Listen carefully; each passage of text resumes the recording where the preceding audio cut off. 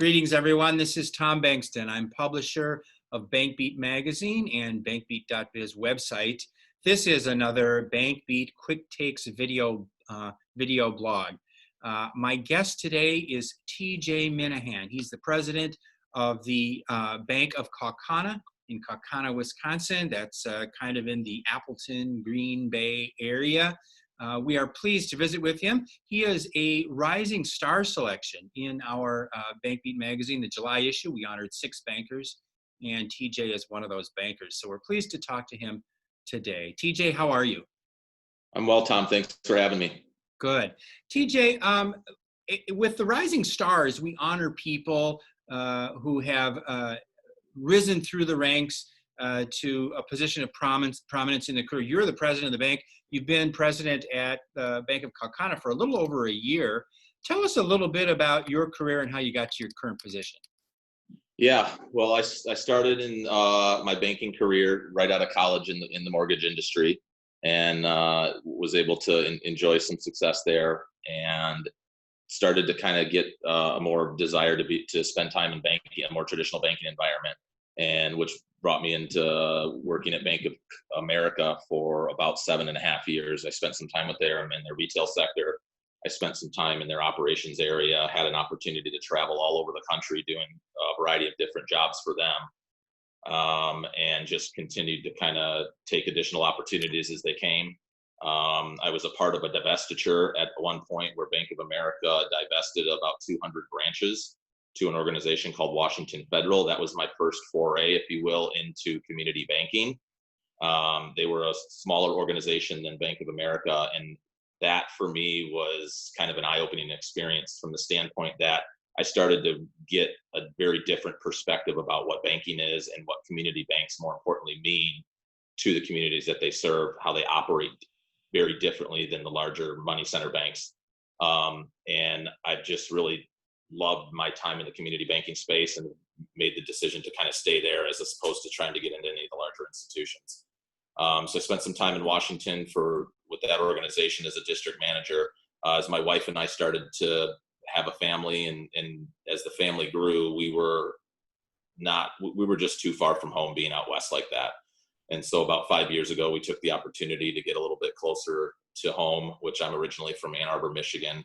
My wife was born and raised on the west side of the state of Wisconsin. So this eastern part of Wisconsin seemed like a kind of middle ground for us, and we're close to everyone's family, and was really thrilled when this opportunity came along a year ago or so.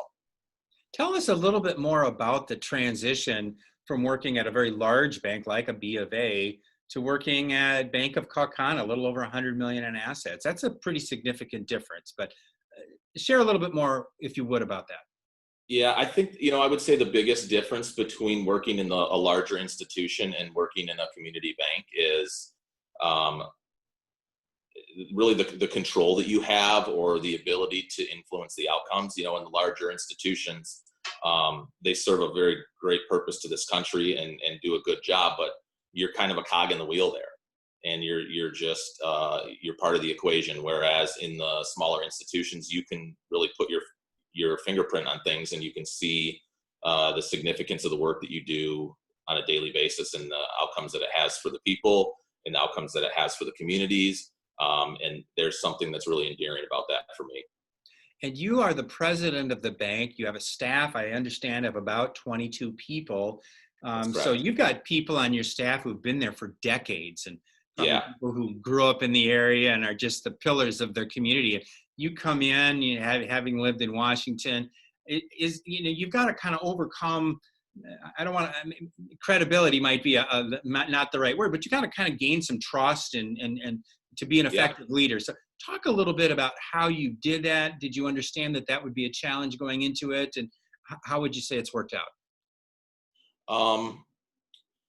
I think the biggest part, and I think it's the case with any time you're building new relationships, is that it just takes time, and it takes consistency, and it takes following through on the things that you say you're going to do. And over time, the trust factor starts to build.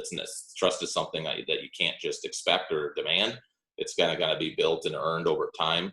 And so I think having a longer a little longer outlook on that and a more realistic expectation around the time that it takes for those things to happen. And a little patience to get there is helpful. It's certainly not an easy thing to do, but I feel as though I've done a good job at it. This is an incredible group of people that's here.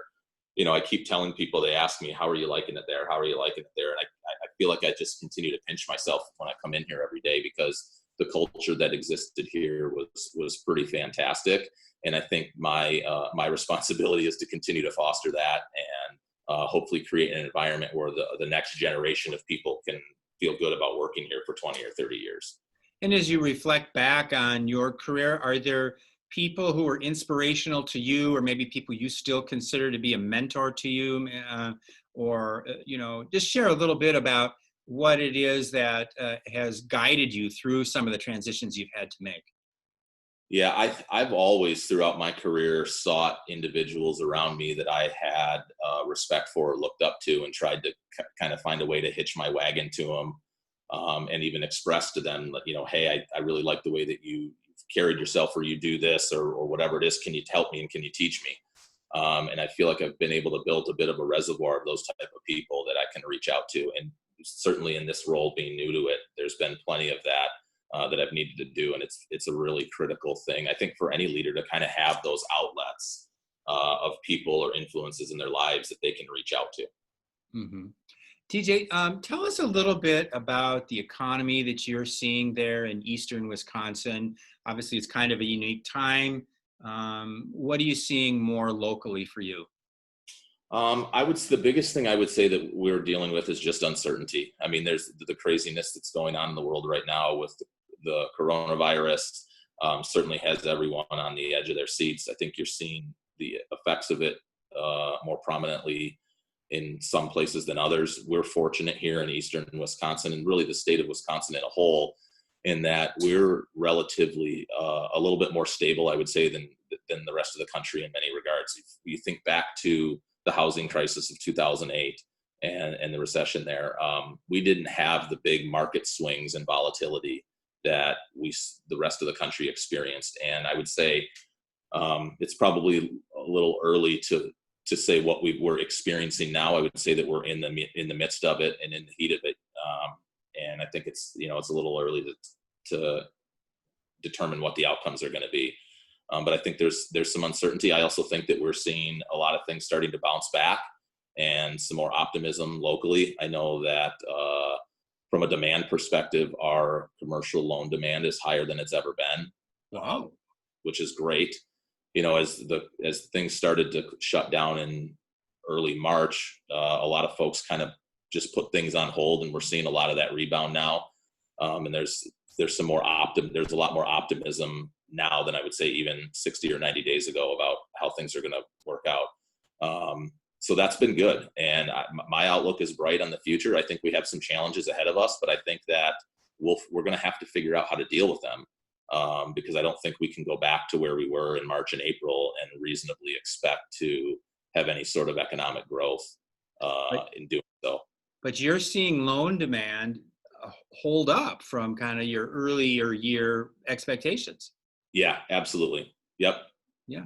And how about just in terms of the way your bank has had to deal with the pandemic? I don't know, did you maybe close a lobby, or maybe you've got some staff working from home? And how is all that going? Do you expect there to be some permanent changes as a result of all this, or do you see things kind of going back to standard operating procedure? I think a little bit of both. We shut our lobby down in early March, and it's gone really well for us. It's still closed right now. We're taken by appointment only, so folks need to come in and visit us. They're more than welcome to. But generally speaking, the door is still closed for the day-to-day business. It's seemingly worked out well for us. We haven't had any complaints that I'm aware of in terms of people not being happy with the situation. I think everybody understands what's going on here. We had, at the peak of it, we had probably almost 70% of our staff working from home. And that was a little challenging just to kind of get figured out at the onset. I think the bigger challenge and the lessons that we learned there was the importance of communication when we've got folks distant like that. And I can foresee some of that sustaining itself even after the coronavirus goes away and things get back to normal. we have, we're about at capacity at our current location right now. And if we want to grow from a people perspective any more than what we are currently, we'll have some physical constraints. But I think, we're not the type of organization that would have thought that we would have been able to do the remote work environments effectively, but this forced our hand to do it. And what we realized is that it really wasn't that big of a deal. It was just a matter of taking that leap of faith and trying. Isn't that And so, interesting? Yeah. yeah, it's fast forwarded a lot of things that we had on the horizon from a technology and integration perspective. There's some things that we did or that were in our pipeline over the course of the next few years that we onboarded in a matter of 30 and 60 days out of necessity. And that was really helpful for us. So I certainly think it's changed our organization like many others. And I think the influences that it will have on us in the years to come will be positive ones. And I know your bank made a lot of PPP loans, and that, of course, was a flurry of activity at a lot of banks. How did you organize that? Did you feel like that went smoothly? And what did you learn from that process? Well, the one thing that I learned is that we're capable of a lot more than we may have thought we were. It was a crazy and tumultuous time, and I think we got to a point pretty quickly with the volume of loans that we processed in the first weekend that this process smoothed out for us. And now really the new requests that we have coming in now are just a non-event. So that was nice. It was chaotic at first figuring things out, and the rules were constantly changing, and trying to keep up with the pace of information that was flowing at everyone was a daunting task in its own right. But I was super impressed with this group here.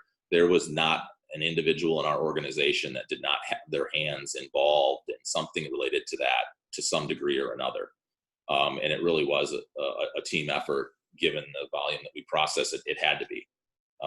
But it was nice to be able to make sure that all of our customers were taken care of, and then to go on the offense a little bit. And it's proven to be a good business development opportunity for us, given some of the folks that we were able to come in contact with and help out during that time. It'll afford us some growth opportunities in the months and years to come. Thank you for that. I'm going to close on a question here. You've had a successful career, your mid-career. You've got a lot of years ahead of you, I'm sure. But if you were to talk to somebody who was in college, maybe had a little head for business, they're trying to discern what kind of career they might like for themselves, what would you tell them about banking? Would you encourage them, or what would you say to them? Yeah, I would absolutely encourage them. And the way that I came into banking was really just by happenstance. My whole family is in the car business to one degree or another, and I was one of the first to take a different path.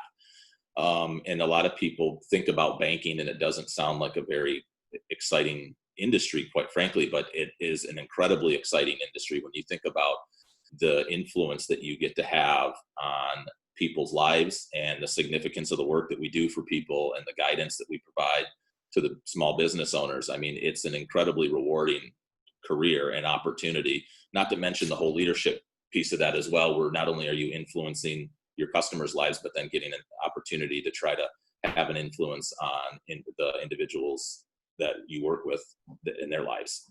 So I would say it's incredibly rewarding, and there's a ton of different things that you can do in the banking industry as well. You don't just have to be in sales. You don't just have to be in mortgage. I mean, what's happening from a technology perspective in this industry is pretty advanced in its own right. So there's just so much that you can do inside of that banking industry that the opportunities are really limitless.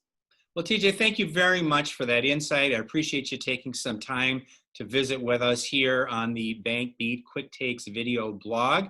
Again, this has been Tom Bankston, publisher of Bank Beat Magazine and bankbeat.biz. My guest has been TJ Minnehan, president of the Bank of Kaukauna in Kaukauna, Wisconsin. Thank you.